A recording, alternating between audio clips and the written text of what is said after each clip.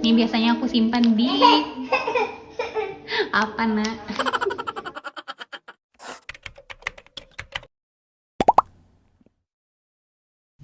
Hai Mams, Assalamualaikum. Kali ini aku mau share menu MPASI BB Booster untuk bayi. Jangan lupa subscribe dulu ya. Selamat menonton. Pertama, yang paling bagus untuk ngebus BB bayi adalah santan.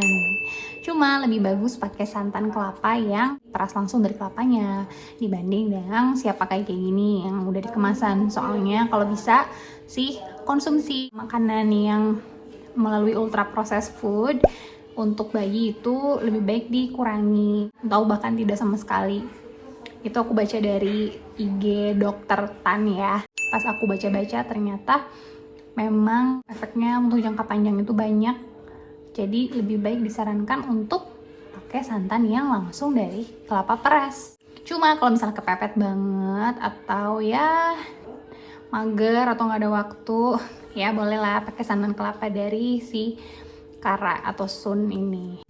Selanjutnya adalah daging import short plate slice ini. Ini kenapa bagus banget buat ngebus BB karena dia kandungan lemaknya tinggi banget, Mams. Jadi dia di tiap slice-nya ini tuh kandungan lemaknya hampir setengahnya ya. Dan ini ngolahnya gampang banget, sangat praktis. Mau ditumis, mau direbus doang itu juga udah gurih dan udah enak banget. Dan karena dia tipis jadi si bayi tuh nggak susah gitu Moms makannya, paling tinggal disuir-suir aja terus digunting kecil-kecil. Itu untuk bayi 8 bulan ke atas udah insya Allah bisa. Ini harganya untuk 1,5 ons itu sekitar 16.000, lumayan mahal sih emang.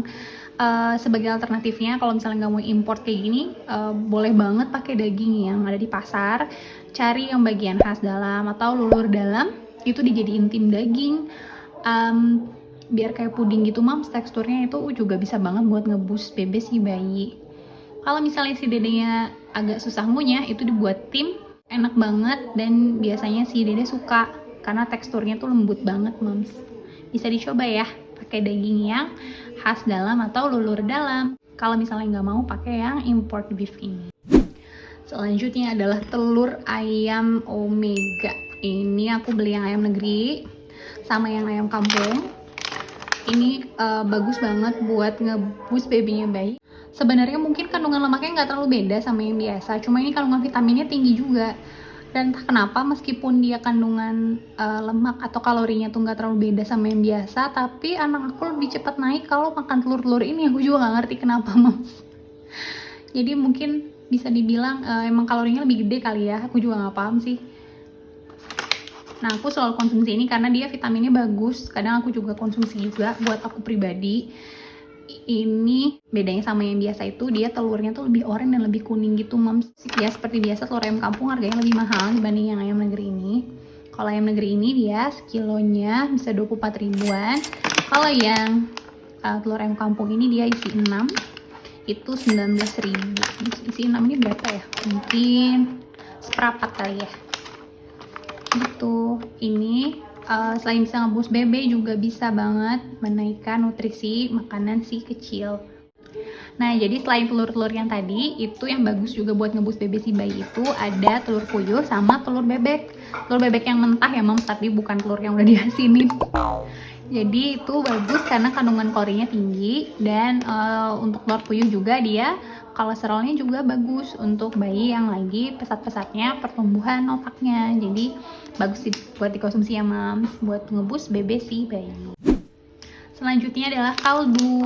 Ini secara nggak langsung sih sebenarnya untuk ngebus BB si bayi. Jadi daripada ngasih cuma air biasa aja, lebih bagus ngasih air kaldu. Selain bisa membuat makanan jadi lebih gurih, dia juga di dalamnya ada kalorinya gitu Mams, meskipun nggak tinggi.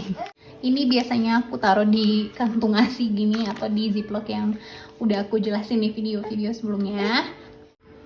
Ini sekali kayak gini di ziplock ini aku biasa untuk 1-2 kali masak. Kaldunya bisa kaldu apa aja, mau kaldu iga, kaldu daging sapi, tulang sapi, atau kaldu tulang ayam. Cuma kaldu-kaldu yang dari daging sapi gitu biasanya lebih besar sih Mams. Selanjutnya adalah turunan dari dairy products. Ada susu, keju, sama butter. Ini semuanya tapi processed food ya Mam ya.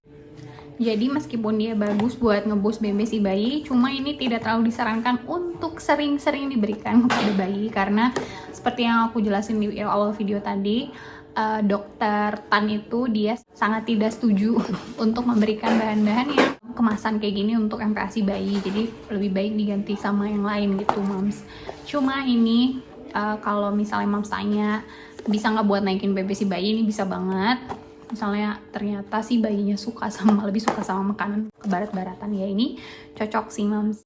Bisa buat snack, bisa buat makanan utama, misalnya mau bikin spaghetti gitu, atau mau bikin puding roti gitu-gitu, bisa pakai susu, bisa pakai keju juga. Terus mau bikin kayak semacam toast bread gitu-gitu, itu bisa banget pakai mentega ini, direndam sama susu terus pakai telur gitu. Nah, kira-kira jadi segitu aja bahan-bahan yang bisa aku share. Emang gak terlalu banyak karena ini aja bahan-bahan yang udah pernah aku coba ke bayi aku dan berhasil untuk naikin berat badannya.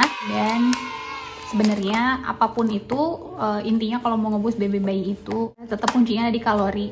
Jadi cari bahan-bahan apa aja yang kira-kira kalorinya tinggi, terus sering-sering diberikan ke bayi sekreatif mungkin.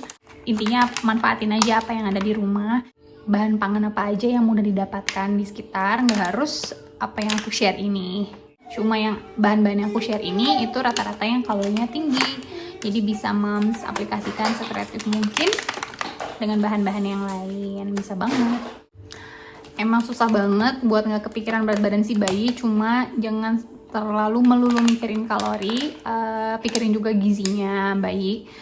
Makanya tadi di awal aku bilang, kata dokter Tan itu kalau bisa kita pakai bahan-bahan yang ada di sekitar aja, yang ada di rumah. Kurang-kurangi bahan produk-produk kayak gini. Cuma kalau misalnya emang bener-bener udah kepepet banget, udah pusing, gak tau mau ngapain lagi, bolehlah pakai bahan-bahan itu, insya Allah. Nanti kalau BB-nya udah terkejar, Moms bisa mulai naikin gizinya si kecil. Yang pasti setiap hari menu makanannya kalau bisa berbeda-beda, biar si kecilnya itu banyak variasi dan nanti kedepannya itu nggak jadi picky eater gitu, Moms. Jangan lupa kenalin juga sayur buah meskipun kalorinya kecil, karena nanti biar jadi pembiasaan sih dede bayinya. Kalau udah besar dia biasa makan sayur sama buah. Oke, Moms, segitu dulu video dari aku. Semoga bermanfaat ya. Makasih. Oke, sekian dulu video kali ini. Jangan lupa like, comment, subscribe, dan share sebanyak-banyaknya ya. Makasih.